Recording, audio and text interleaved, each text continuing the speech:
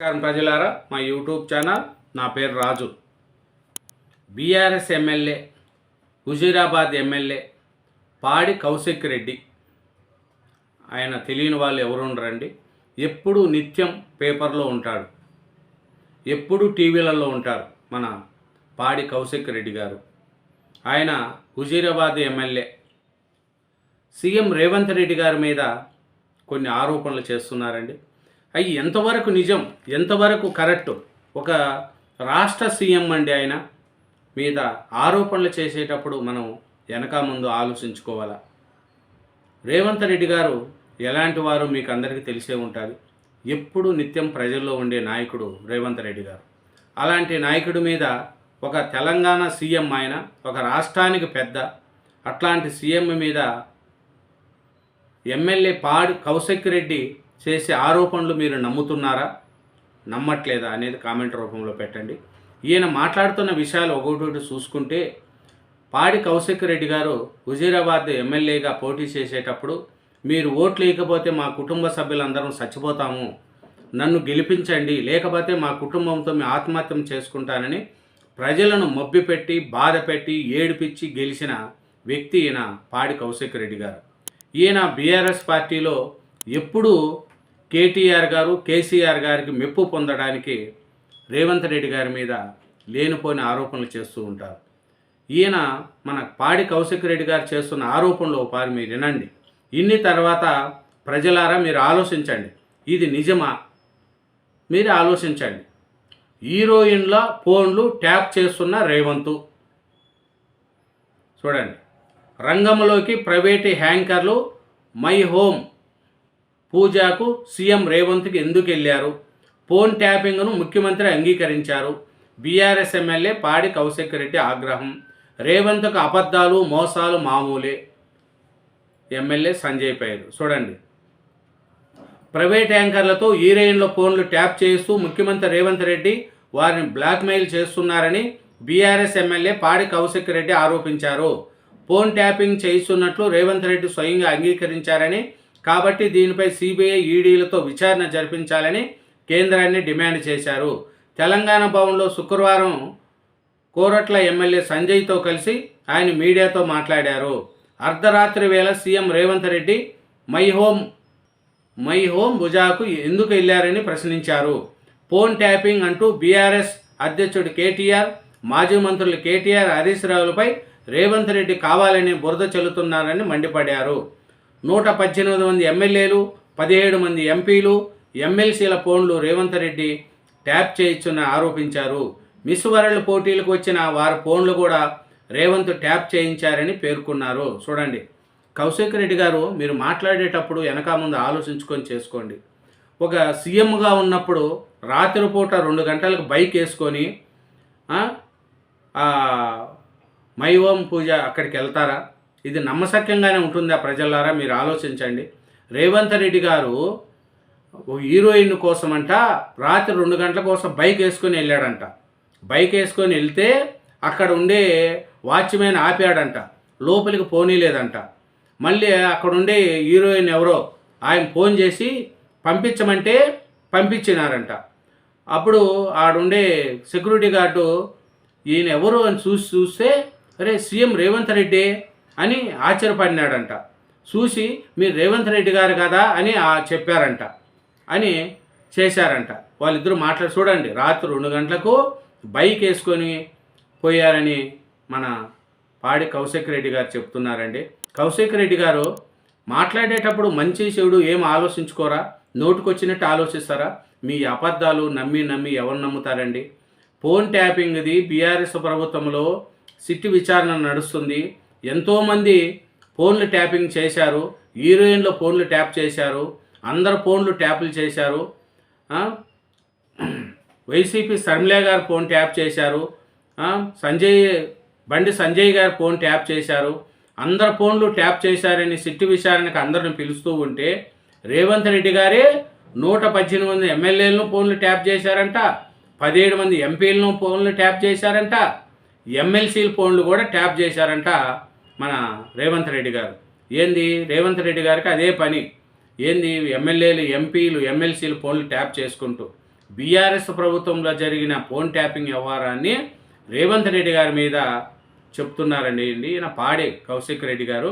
ఈయన ఎందుకంటే ఎప్పుడు నిత్యం జనాల్లో ఉండడానికి సీఎం రేవంత్ రెడ్డి గారి మీద బురద చల్లుతున్నారండి.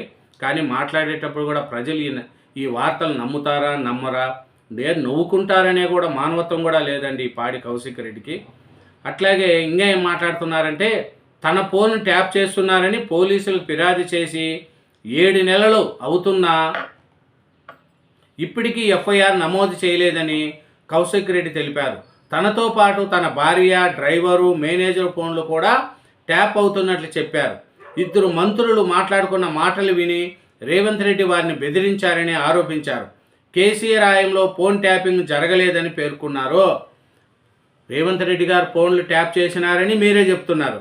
కేసీఆర్ ప్రభుత్వంలో ఫోన్ ట్యాపింగ్ జరగలేదని మీరే చెప్తున్నారు. అంటే 2 విషయాలు నీకు తెలుసా? ఫోను ట్యాపింగ్ జరిగిందని చెప్తున్నారు, జరగలేదని చెప్తున్నారు.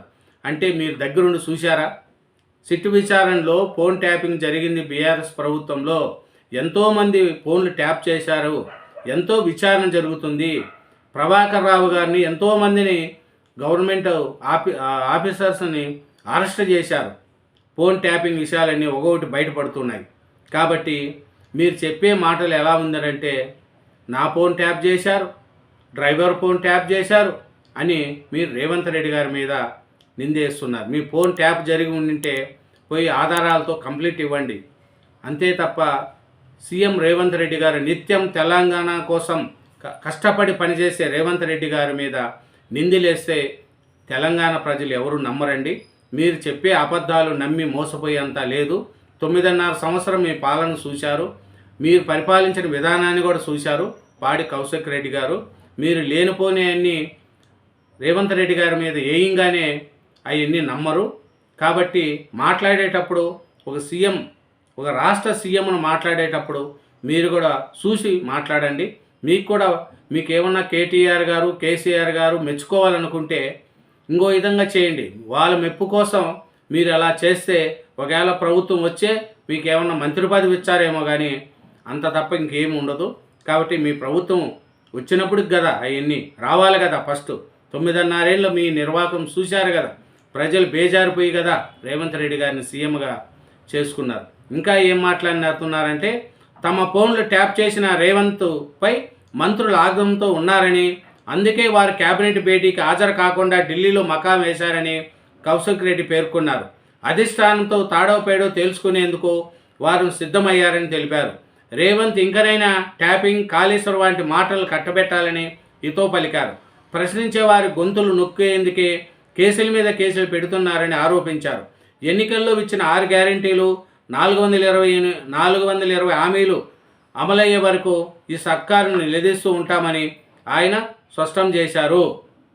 చూడండి, ముఖ్యమంత్రి రేవంత్ రెడ్డికి అబద్ధాలు చెప్పడం, మోసాలు చేయడం ఎన్నతో పెట్టిన విద్య అని బీఆర్ఎస్ ఎమ్మెల్యే కె సంజయ్ విమర్శించారు. ఆయనకు దొంగతనం చేయడం వచ్చు, దొరికిపోవడం వచ్చని ఎదవ చేశారు. రేవంత్ ఒక మానసిక రోగి అని తెలంగాణ కాంగ్రెస్ వ్యవహారాల ఇన్ఛార్జి మీనాక్షి నటరాజన్ ఫోన్ ట్యాపే చేయించారని ఆరోపించారు. ఫార్ములా ఈ కార్ రేసులు ఏ తప్పు జరగలేదని స్వయంగా కేబినెట్ మంత్రులే స్వయంగా చెప్తున్నారని తెలిపారు. రేవంత్ ఇంకనైనా తన వంకరలు బుద్ధిని మానుకోవాలని హితవు పలుకుతున్నారు. చూడండి, రేవంత్ రెడ్డి గారి మీద ఏం చెప్తున్నారంటే కాళేశ్వరం ఏమీ జరగలేదు, ఇంకా ఫోన్ ట్యాపింగు జరగలేదు, ఈ కార్ రేసింగ్లో ఏ మోసమో జరగలేదు, మీరు కావాల్సిందే బీఆర్ఎస్ మీద చేస్తున్నారని పాడి కౌశిక్ రెడ్డి గారు ప్లస్ సంజయ్ ఎమ్మెల్యే గారు చెప్తున్నారండి. కానీ రేవంత్ రెడ్డి గారి మీద మాటలు మాట్లాడే ముందు ఎవరైనా సరే ఒక సీఎం మీద మాట్లాడేటప్పుడు చూసి మాట్లాడండి. లేనిపోని నిందిలేస్తే తెలంగాణ ప్రజలు కానీ తెలుగు ప్రజలు కానీ ఎవరు కూడా నమ్మరు. రేవంత్ రెడ్డి గారు నిత్యం ప్రజలతో ఉంటూ ప్రజల కోసం కష్టపడే నాయకుడు అండి ఆయన సీఎం రేవంత్ రెడ్డి గారు. ఎప్పుడు చూడండి, ఎప్పుడు చూసినా తెలంగాణ కోసం ఢిల్లీలో మంత్రులను కలుస్తారు, ప్రధానమంత్రిని కలుస్తారు, ఎప్పుడు ప్రజల్లో ఉంటారు, ప్రజల కోసం తిరుగుతూ ఉంటారు.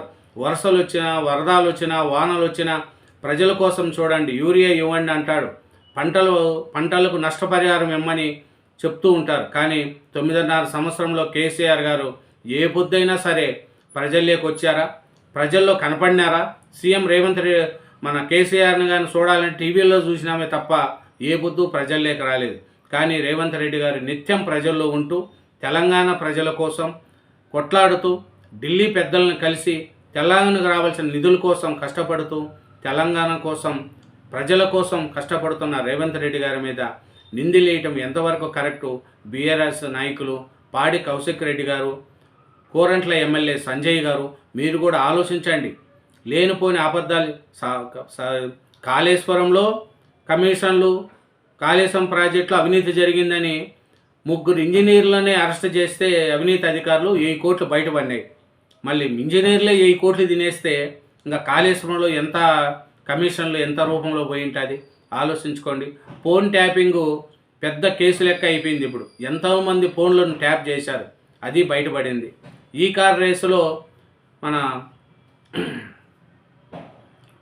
కేటీఆర్ గారు కూడా దాంట్లో కేసులో ఇరుక్కొని ఉన్నారు. ఇది తేలుతాయా తేలవా? వీటి మీద ముందుకెళ్తున్న కాంగ్రెస్ ప్రభుత్వం వెళ్ళి వీటిల్లో నిజముందా లేదా, అవినీతి ఉందా లేదా అనేది తేల్చాలి.